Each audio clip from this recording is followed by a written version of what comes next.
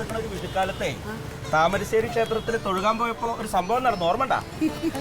അന്നല്ലേ നമ്മൾ ഹവീൽദാറിനെ ആദ്യമായിട്ട് കാണുന്നത്. ഓ, മറന്നിട്ടില്ലേ? അതൊക്കെ മറക്കാൻ പറ്റൂടാ? അല്ല, അന്ന് അദ്ദേഹം അറിയാതെ എന്റെ ദേഹത്തൊന്ന് തട്ടി, നീ എറിയൊന്ന് ചൂടായി. അയ്യോ, എന്റെ ചേച്ചി എനിക്ക് അറിയായിരുന്നോ? ചേച്ചിയുടെ 2 തങ്കക്കുടങ്ങൾക്ക് ജന്മം തരാൻ പോകുന്ന ചേച്ചി എന്നെ മനസ്സിലായില്ലേ? ഞാൻ മേലേടത്തെ രമ. ഞാൻ ഇപ്പൊ മക്കളോടെ ദുബായിലാണ്. മോന്റെ ഇരട്ട കുട്ടികൾക്ക് ചോറ് കൊടുക്കാൻ വേണ്ടി നാട്ടിലേക്ക് വന്നത്. എത്ര മക്കള്? എനിക്ക് 2 പേര്, ഒരാണും ഒരു പെണ്ണും. എനിക്ക് 2 മക്കൾ, ഒരാണും ഒരു പെണ്ണും. ആ, മോളങ്ങ് കാനഡയിലാണ്, നേഴ്സാണ്. അഴകേശൻ. അവൻ കല്യാണം ഇതുവരെ കഴിച്ചില്ല. എന്നാ ഞാൻ അങ്ങോട്ട് പോട്ടെ, പോയി തൊഴുതിട്ട് വരട്ടെ. ഞാൻ ചെന്നാലേ ചേട്ടൻ ആഹാരം കഴിക്കുള്ളൂ. എന്നാ ശരി.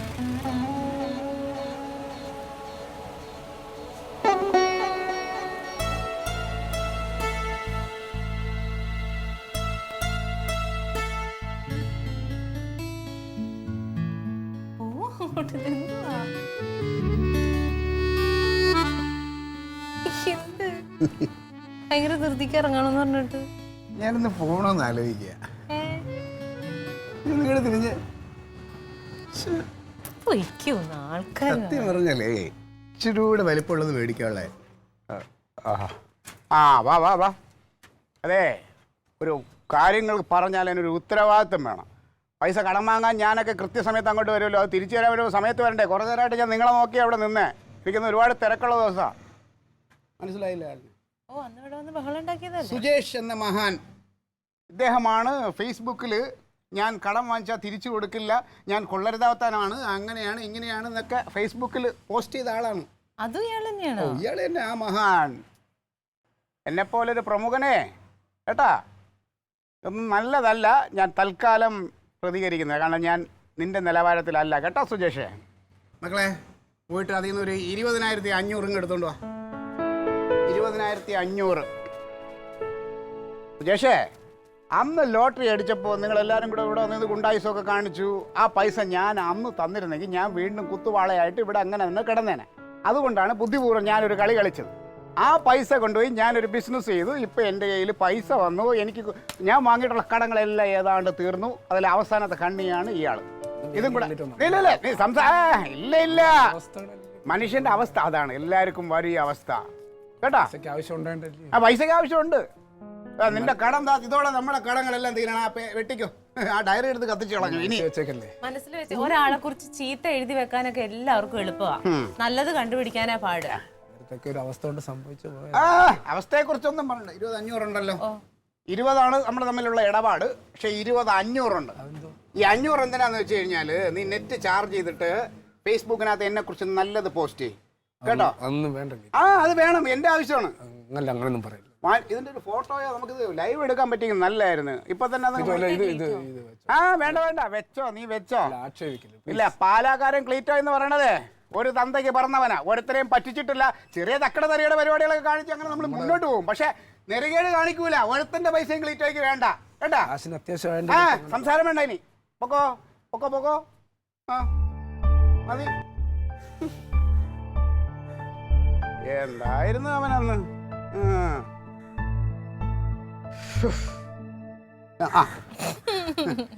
സത്യം പറഞ്ഞാൽ നെഞ്ചിനകത്തുനിന്ന് എന്തോ ഒരു വലിയ ഭാരം അങ്ങ് ഒഴിവായ പോലെ. സുരേന്ദ്ര മുതലാളി പൈസ കൊടുത്തപ്പോ ഇനിയും പൈസ വേണോ ക്ലീറ്റോ, ഇരിക്കട്ടെ, ഞാൻ അത് ആവശ്യപ്പെട്ടില്ലല്ലോ, ചോദിച്ചില്ലല്ലോ എന്നൊക്കെ പറഞ്ഞു. ഞാൻ പറഞ്ഞു അതല്ല മുതലാളി, നമ്മൾ തമ്മിലുള്ള ഇടപാട്, എനിക്ക് ഇടപാടുകൾ ബാക്കി ഇടുന്ന ഇഷ്ടമല്ല എന്ന് പറഞ്ഞു. ഇനി ആരെയും കൊടുക്കാനൊന്നുമില്ലല്ലോ. ഓ, ഇതെവിടെ പോയിട്ട് പറഞ്ഞു? രണ്ടും കൂടി അടിയിട്ടിട്ടുണ്ട്. മുഖം കടന്നൽ കുത്തിയ പോലെ ഉണ്ട്.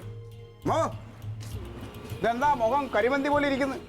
എന്റെ മുഖം പണ്ടേ മുതൽ അങ്ങനെ തന്നെ. എല്ലാവർക്കും ഇപ്പൊ എന്റെ പോലെ വെളുത്ത് തൊടുത്തിരിക്കാനൊന്നും പറ്റില്ലല്ലോ. ഞാൻ ഒരു തമാശ പറഞ്ഞതാണേ. പറഞ്ഞോടാ, തമാശ പറഞ്ഞോ. നിങ്ങൾക്കൊക്കെ തമാശ പറഞ്ഞ് കളിക്കാനുള്ള ഒരു ഉപകരണം, അതെന്റെ വിധി.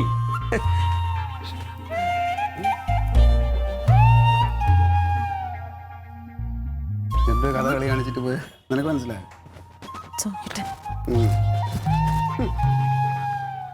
അപ്പൊ ഞാൻ അങ്ങോട്ട് പോയി, നിങ്ങൾ അമ്മയായി അമ്മാവനായി നിങ്ങളുടെ കാര്യങ്ങളായി.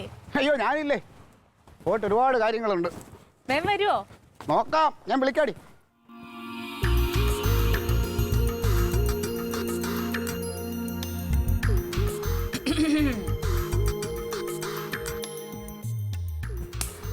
എന്താടേ? എന്താ പറ്റിയേ? ഞാൻ നിന്റെ തന്തയെ കുറിച്ച് ഇങ്ങനെ ഓർത്താ. എന്റെ അച്ഛൻ എന്താ കുഴപ്പം? നല്ല സൂപ്പർ അല്ലേ? പിന്നെ സൂപ്പറല്ലേ? ഉടയ്ക്കോ അമ്മേ?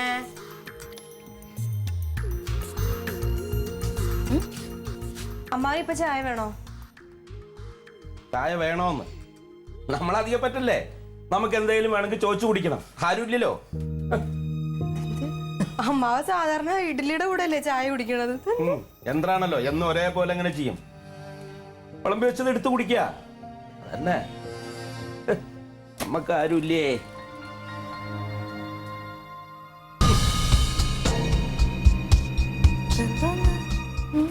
എന്താ അമ്മ? എന്താ കാര്യം? എന്താ? അമ്പലത്തിൽ പോയപ്പോ അവിടെ വെച്ച് രമയെ കണ്ട്. ഏത് രമ? ഇവൻ കല്യാണം കഴിക്കാൻ ആലോചിച്ച് വെച്ചിരുന്ന ആ പെണ്ണ്. ഓ, അവരിപ്പോഴും കിട്ടിയിട്ടില്ലേ? പിന്നെ കേട്ടാതെ ഇല്ല, ഇവൻ ആലോചിച്ച് വെച്ച് കല്യാണം നടന്നില്ല എന്ന് വന്നതല്ലായിരുന്ന, വലിയ അടുപ്പത്തിലായിരുന്നു. എന്നിട്ട് ഇതിന് പറയുന്നത് ഭാഗ്യക്കേടുകൊണ്ട് ആ കല്യാണം നടന്നില്ല. അവളിപ്പം മക്കളും കൊച്ചുമക്കളും ഒക്കെ ആയിട്ട് സുഖമായിട്ട് ജീവിക്കുന്നു. അത് അറിഞ്ഞപ്പോ തൊട്ട് തുടങ്ങിയതാ എന്റെ നേരെ. കല്യാണം നടക്കാഞ്ഞത്? എടാ, ഈ ഇരിക്കണ മനുഷ്യൻ വന്നിട്ട് നടത്താന്ന് കരുതി ലീവിന് വന്നിട്ട് ഒറ്റ പറച്ചില്ല, ഇത് നടക്കില്ല, ശരിയല്ല. പെണ്ണിന്റെ ചരിത്രം പോരാന്ന്. അത് കഴിഞ്ഞിട്ട് ഞാൻ ആ പെണ്ണിന്റെ വീട്ടിൽ ചെന്ന് അന്വേഷിച്ചു. ഒരു കുഴപ്പമില്ല, നല്ല കുടുംബം. ഇപ്പൊ സ്ത്രീ ഭർത്താവും കുട്ടികളായിട്ട് സുഖമായിട്ട് കഴിയണം. ഏഷ്യം പിരിച്ചു വെച്ചിരിക്കുക അളിയൻ.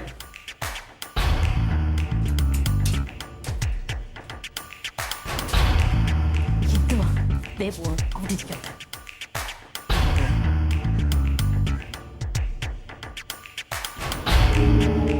നല്ല ആങ്ങളെയും പെങ്ങളും.